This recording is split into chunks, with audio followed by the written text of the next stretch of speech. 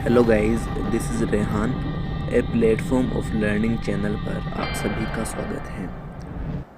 आप भली भांति परिचित होंगे कि अभी जो 3 बिल पास हुए हैं एग्रीकल्चर सेक्टर पर, तो आखिर क्या ज़रूरत पड़ी कि यह बिल लाने पड़े। तो क्या जो पहले का एग्रीकल्चर का सिस्टम था, क्या वह सिस्टम इतना ख़राब है कि यह बिल लाने पड़े, और यदि यह बिल सक्सेसफुली इम्प्लीमेंट होते हैं तो भारतीय कृषि की क्या स्थिति होगी। इन सभी मुद्दों पर हम चर्चाएं करेंगे। और हाँ, किसान क्यों आंदोलन कर रहे हैं, क्या किसानों का जो आंदोलन है वह क्या सार्थक है, इन सभी मुद्दों पर अभी हम चर्चाएं करेंगे और इन्हें समझने का प्रयास भी करेंगे। अभी तक क्या हो रहा है कि किसान अपनी उपज को खेत से मंडी तक लेकर आ रहा है, ठीक है, और वहाँ पर उसे एक कमीशन एजेंट हायर करना पड़ेगा अपनी उपज को बेचने के लिए, और इसके अलावा उसे ट्रांसपोर्ट कॉस्ट भी पे करनी होगी।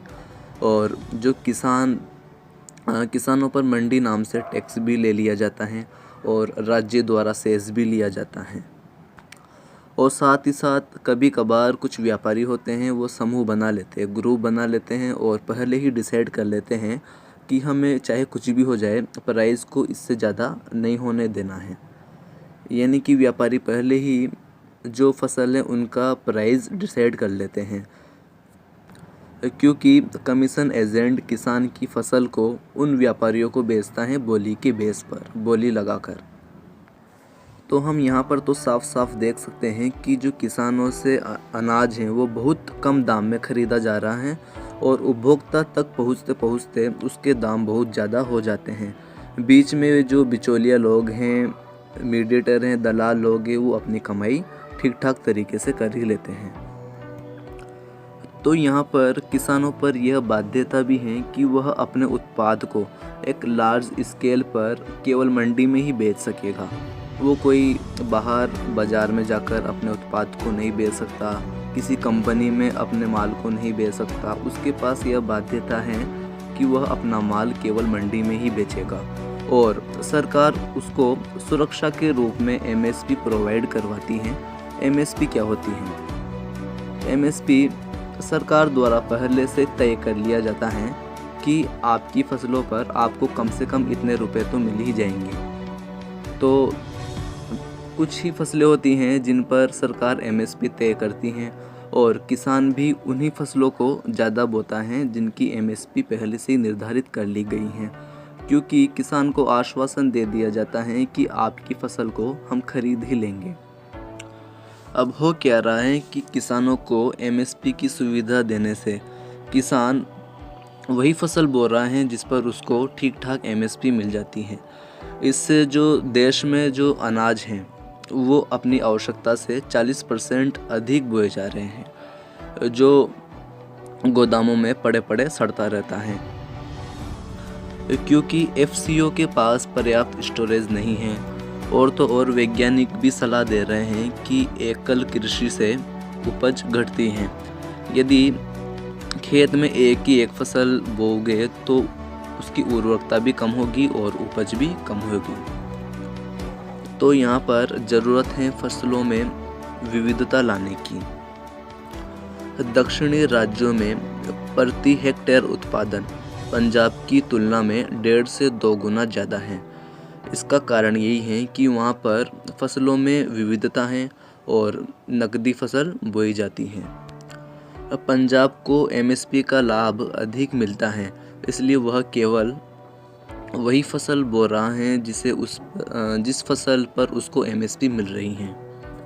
देखिए, भारत की 60% से ज़्यादा आबादी कृषि में काम कर रही है, लेकिन यह जीडीपी में केवल 18% ही योगदान दे पा रही है, जिसका कारण केवल यही है कि हम नकदी फसल को नहीं बो रहे हैं और फसलों में विविधता भी कम है। चीन की प्रति व्यक्ति आय भारत की प्रति व्यक्ति आय से 5 गुना अधिक है। यह आंकड़े ही यह बताने के लिए पर्याप्त हैं कि भारतीय किसान गरीब हैं। तो इसलिए हमें ज़रूरत पड़ी नए कृषि कानून लाने की। नए कृषि कानून का मुख्य उद्देश्य है भारतीय कृषि को स्वतंत्र करना। अब किसान किसी भी प्राइवेट प्लेयर्स को अपनी उपज बेच सकता है और वह प्राइवेट प्लेयर से डील कर सकता है कि कितनी उपज बोना है और उस उपज के पहले से ही मूल्य निर्धारित कर सकता है कि मुझे इतने रुपए चाहिए और आपके लिए मैं इतनी मात्रा में फसल उगा दूंगा। तो यहाँ पर किसान को एक व्यापारी के रूप में खड़ा करना है और प्राइवेट प्लेयर किसान को सुझाव दे सकता है कि उसे कौन से बीज का उपयोग करना है और कौन से उर्वरक का उपयोग करना है। तो आखिर किसानों को इतनी फ्रीडम मिलने के बावजूद भी वह आंदोलन क्यों कर रहे हैं, इसे समझते हैं। देखिए, किसान कह रहे हैं कि एमएसपी ख़त्म हो जाएगी। तो यहाँ पर किसी भी एक्ट में एमएसपी को ख़त्म करने की बात नहीं की गई है। देखिए, एमएसपी का विरोध केवल पंजाब के किसान कर रहे हैं क्योंकि पंजाब में एमएसपी सिस्टम ढंग से काम कर रहा है और पंजाब में भी केवल गेहूं और चावल पर ही एमएसपी खरीद ज़्यादा होती है। देखिए, कुछ समय पहले एनएसएसओ का सर्वे हुआ था। उसमें उन्होंने बताया कि केवल 6% किसानों को ही एमएसपी का लाभ मिलता है और 2015 में शांता कुमार समिति ने कहा था कि 70 से 75% किसानों को तो पता ही नहीं है कि एमएसपी होती क्या है। एमएसपी पर अनाज एफसीआई खरीदती है और एफसीआई के पास पर्याप्त गोदाम भी नहीं है, इसलिए विपरीत मौसम में अनाज सड़ने लगता है। सुप्रीम कोर्ट ने एक बार कहा था कि देश में भूखमरी के हालात हैं और एफसीआई के गोदामों में अनाज सड़ रहा है और किसान इसलिए भी आंदोलन कर रहे हैं कि कॉरपोरेट आने से उनका शोषण होगा। तो क्या वाकई में प्राइवेट प्लेयर्स के आने से किसानों का शोषण होगा? क्या यह डर वास्तविक है? हाँ, बेशक यह डर वास्तविक है।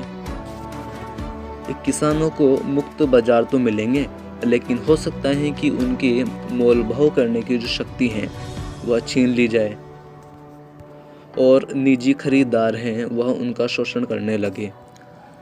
इसके लिए सरकार ने घोषणा की है कि देश में 1000 एफपीओ बनाए जाएंगे। ये फार्मर्स का रिप्रेजेंटेटिव होगा और यदि एफपीओ और प्राइवेट प्लेयर्स के बीच में विवाद हो जाते हैं तो कंसिलेटरी बोर्ड का गठन किया जाएगा, जिसमें 30 दिनों के अंदर अंदर विवादों का निपटारा किया जाएगा। यदि यहाँ पर विवादों का निपटारा नहीं होता है तो एसडीएम कोर्ट में 30 दिन के भीतर विवादों का निपटारा किया जाएगा। यदि यहाँ भी नहीं हुआ तो एपेलेट अथॉरिटी के पास जाना पड़ेगा और वहाँ पर विवादों का निपटारा कर दिया जाएगा। तो यहाँ पर किसानों को एक और सुविधा दी गई है कि चाहे कुछ भी हो जाए, प्राइवेट प्लेयर किसानों की ज़मीनों पर कब्जा नहीं कर सकता।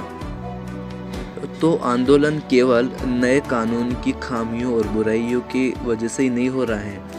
यह आंदोलन इसलिए हो रहा है क्योंकि हमें बदलाव का डर है, अनजान स्थिति का भयानक डर। अब हम कहते हैं कि हमें सुधार चाहिए और सुधार में यदि असफलता का हमें डर रहेगा तो क्या हम उस सुधार के लिए कोई कदम ही ना उठाएं? जब भी सुधारों की बात आती है तो हम सभी एक गलती कर बैठते हैं कि हम मौजूदा स्थिति की सबसे अच्छे परिदृश्य की तुलना नए बदलाव के सबसे बुरी स्थिति से करते हैं। यानी कि अभी की अच्छी चीज़ों को सुधारों की बुरी चीज़ों से हम कंपेयर करते हैं। तो यह मूल्यांकन करने का सही तरीका नहीं है। अभी की सर्वश्रेष्ठ स्थिति क्या है कि किसानों को एमएसपी मिल रही है जो कि उन्हें सुरक्षा देती है, और नए कानून की बुरी स्थिति क्या है कि जो किसानों का शोषण हो सकता है और उनसे जो मोल भाव की जो शक्ति है वह भी छीनी जा सकती है। तो यह मूल्यांकन करने का सही तरीका नहीं है। हम अच्छी चीज़ की तुलना बुरी चीज़ से क्यों करें? यदि एमएसपी के फ़ायदे की तुलना करना है तो जो बदलाव में जो फ़ायदा होगा उससे करो। तो क्या फ़ायदा होगा? उसकी जो सर्वश्रेष्ठ स्थिति क्या होगी कि जो भारतीय कृषि है इसमें तेज़ी से निजी पूंजी आएगी, है ना। जो प्राइवेट प्लेयर्स हैं उनके पैसे किसानों के पास आएंगे किसान अपनी फसलों को एक अच्छे दाम में देकर अमीर भी हो सकता है, और जो बिचौलिया है, ये जो दलाल लोग हैं, मीडिएटर हैं, इनका रोल ख़त्म हो जाएगा। तो क्या अभी बुरी स्थिति नहीं है? एमएसपी बहुत कम हो सकती हैं।